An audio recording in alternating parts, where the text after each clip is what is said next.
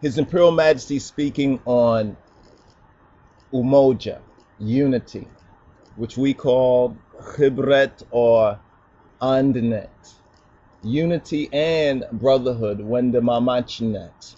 His Imperial Majesty Kedamawi, Haile Selassie the first, Haile Selassie speaking on the first principle of Kwanzaa, Umojaa, or unity. He says the following: whenever there is African blood, there is a basis for greater unity, for greater Umojaa. The example of the developed countries aptly proves the truth of the proverb, unity is strength. Umojaa is strength. Our greatest asset is our unity, and we must exploit it to the fullest. People of a country who have fought incessantly for their independence understand that unity is the foundation of liberty. The joining together in a unified effort to overcome the perils of nature and the dangers which beset man on all sides is the very basis of society, and the way in which humanity, since the dawn of history, has assured its survival. We must remember that many states that today represent the major powers of the world were once weak, were once prey to other major forces. But, however, through the process of assimilation, through the process of the realization of fundamental national interests, and through the process of combination that they have achieved, they have become the major powers. When a solid foundation is laid, if the mason is able and his materials good, a strong house can be built. Africa must speak with one voice, ringing out in powerful and harmonious tones. We are determined to create a union of Africans. In a very real sense, our continent is unmade. It still awaits creation and its creators.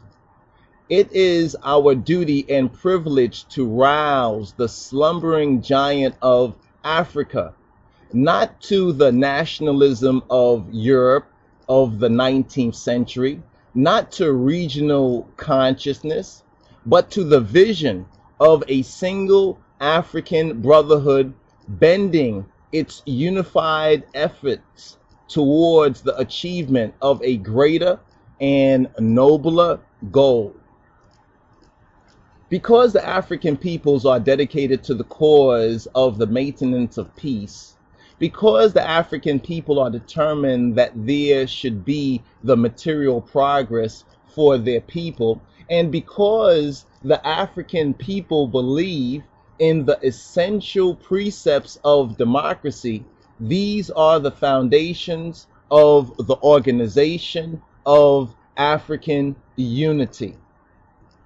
The fact that we succeeded in laying the foundation of our unity was due primarily to the desire of all Africans to unite in a common struggle against colonialism, poverty, dis-ease, and ignorance, which are enemies of Africa. The nations of the world are today interdependent in such a way that the suffering or privation of any one is in greater or lesser measure a stricture on all others.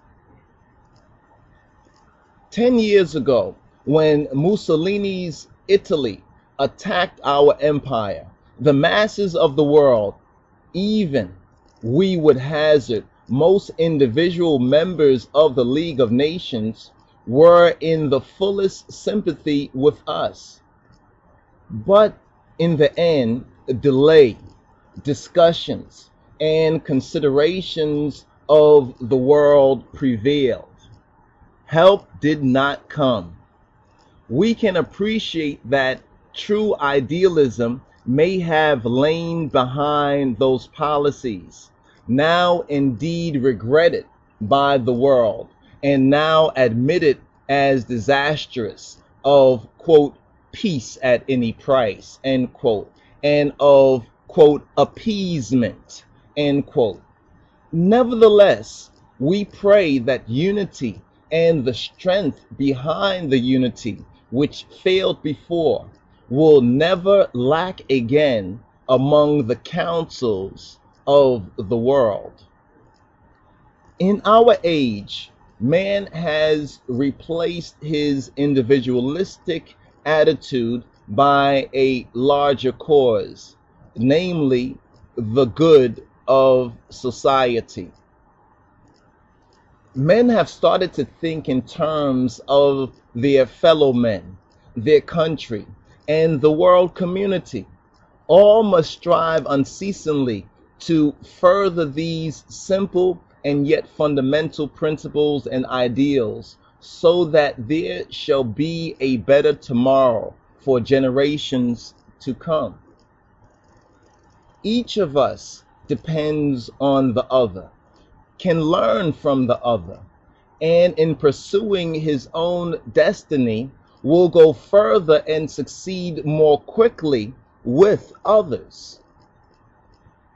Influences abound which will not hesitate to divide us, to pit us one against the other, and to stir up disharmony and suspicion where only brotherhood and confidence should be found. We have seen in the Congo the tragic consequences which follow when, within the confines of a single state, men who have been deprived of the concept of nation, whose horizons have been limited to the confines of their family relationships, are stirred up one against the other. Is Africa really fragmented? And has independence been achieved on this great continent only to see the African nations themselves transform differences into division?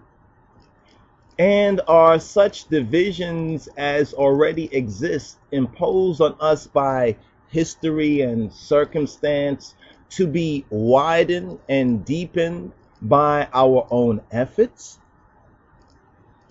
Countries where the people and the entire country have lost unity, spiritual or otherwise, have become playgrounds and laughing stocks of outsiders.